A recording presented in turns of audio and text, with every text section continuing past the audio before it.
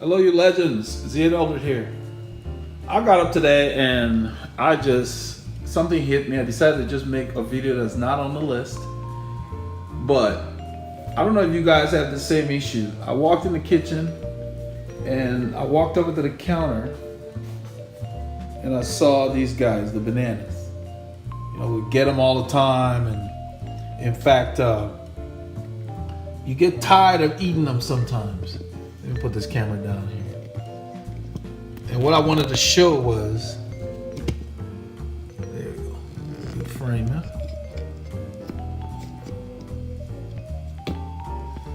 This banana is perfectly ripe. In fact, when they don't have these spots on them, they're not ready.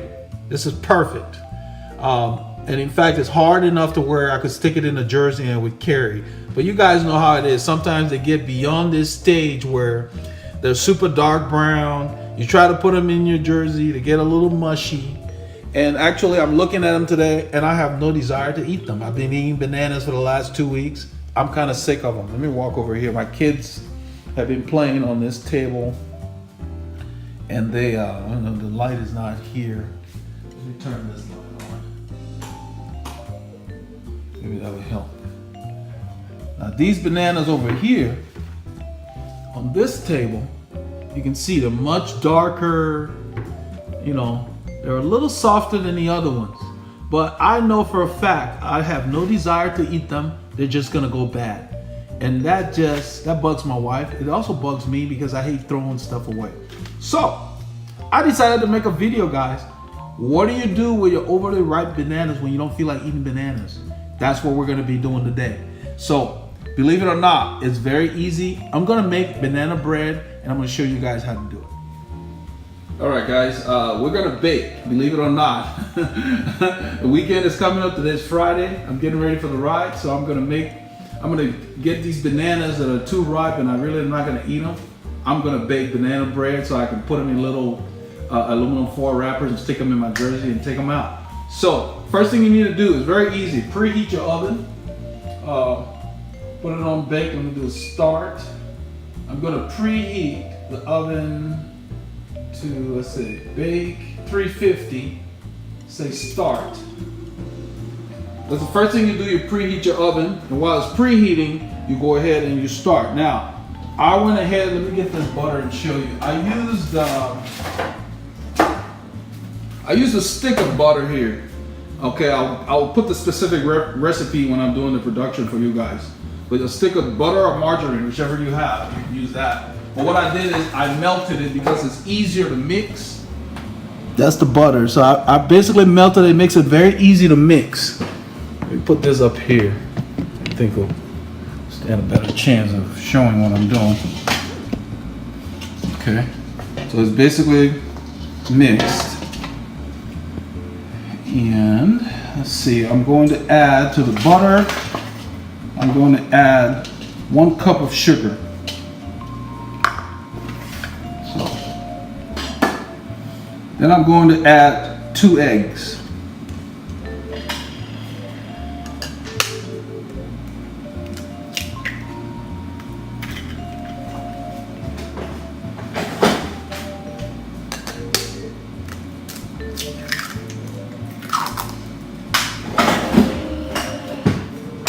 You can go ahead and just whisk it. Let's see, bring the camera down. There you go, better view that. So by melting the butter, it made it very easy for me to mix stuff. If the butter's not melted, then it sticks to this thing when you're mixing it. So it's always good to melt it ahead of time. So I just threw it in there. You can either melt it completely like I did, or you can just heat it up for like 5 seconds in the microwave to where it's warm, and then it's even easier to mix. But you can see how easy it was to mix it, and that's your base. I use brown sugar. I use a cup of brown sugar, but you can use any other sugar you prefer. I just like brown sugar. So I'm gonna leave that in there now. We're gonna get the bananas.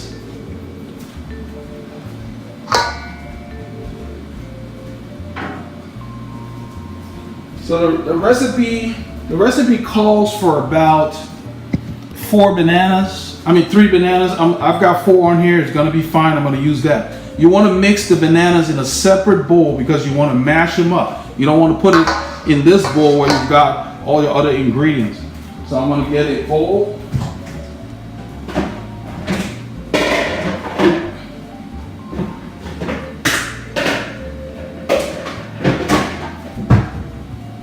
We get this bowl to mix the bananas. And move this to the side.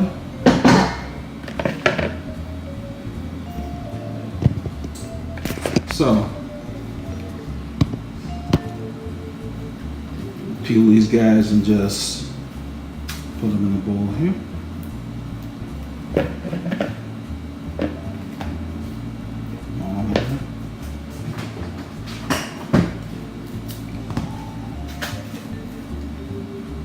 You want your bananas to be ripe. I mean, these are ripe.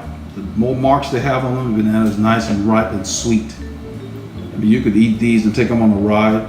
They get a little mushy. They're hard to carry when they're in this state. So you get a little mushy in your pocket. And I'm not in the mood for them, so I don't want them to go to waste. So I'm gonna make bread. So I got 4 bananas in there. A trick that I learned a long time ago is to mash the banana, the best thing to use is a fork. It really goes a long way getting them mixed properly. So when they're ripe like that, they're very easy. Use the fork and it just mashes them nicely.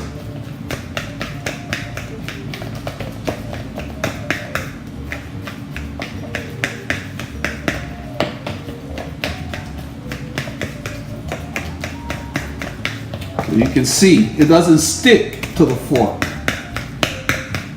And the fork gets right through it. Nice and mashed up. And that's what you want. So now they're going to go in with my ingredients of my eggs and sugar over here. I'm going to add them in here.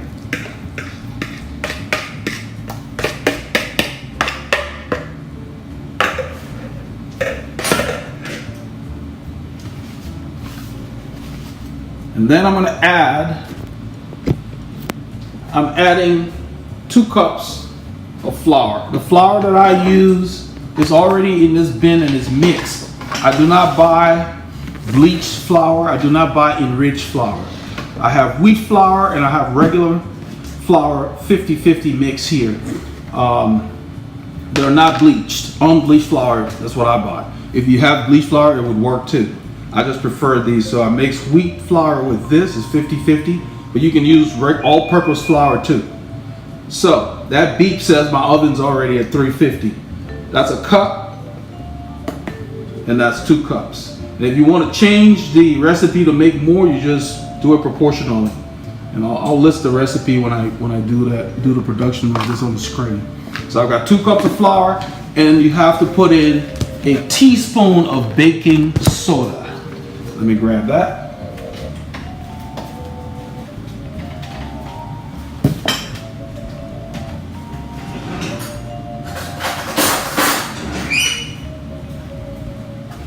Teaspoon of baking soda so it can rise. That's it. You're done.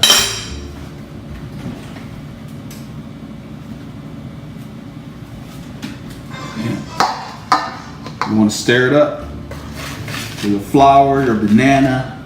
Let me move it down.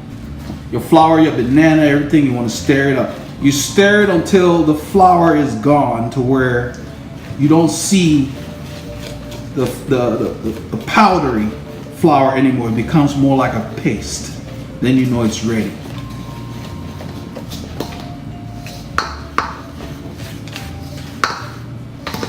You can see it's picking up. The banana's mixing in with everything and the flour is picking up. It's becoming a paste.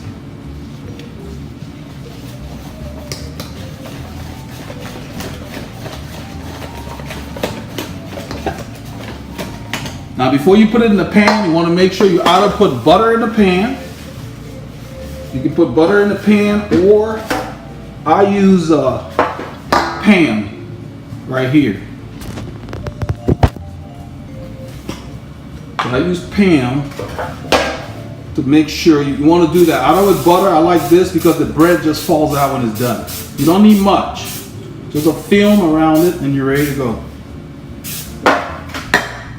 And all you do is, you can add nuts or whatever else you want to your bread. At this point, you can put raisins in there. You can do anything you want, but I'm just making banana bread. That's it. And I'm just going to pour it in a pan.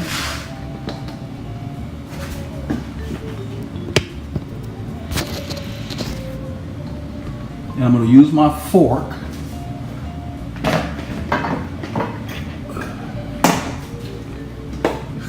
to get that out.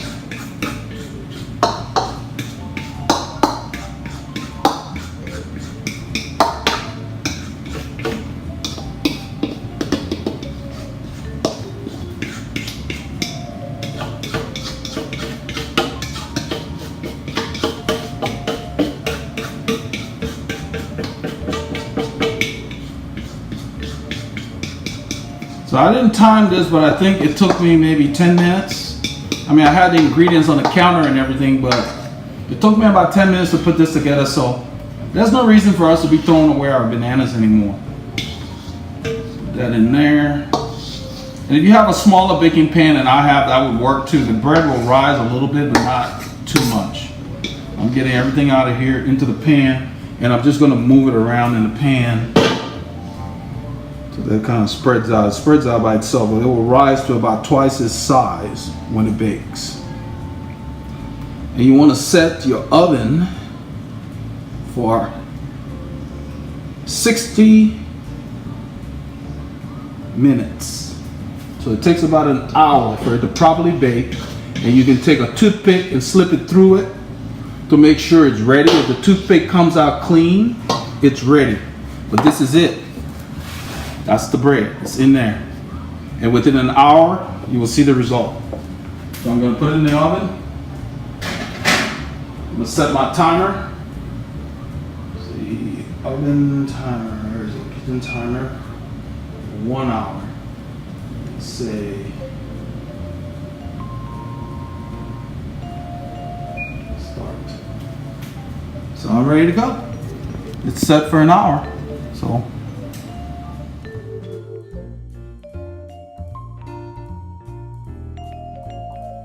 All right, guys, this is Zia Elder here. Look at that big, beautiful bread in there. I'm looking through from the outside here. I'm checking it out. I got about 8 minutes left on the timer. I set it for 60 minutes. I want to see if it's ready. I'm pulling it out because this bad boy is smelling the whole house. Yep, the toothpick is clean, so I'm shutting it down. Next time I'm going to do 50 minutes instead of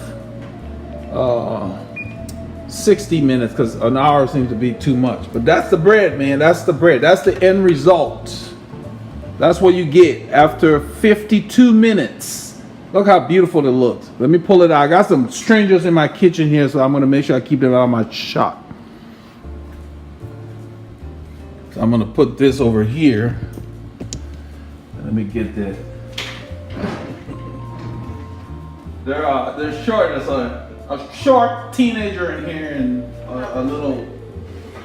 a second grader, not second grader, kindergarten person over there. This bad boy is dark brown. Look at that.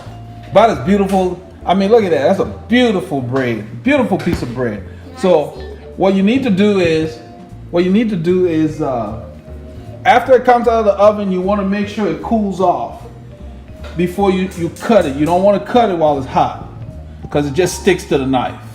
So that's the end result there. I'm going to go ahead and take it out and put it on a sheet and let it cool off.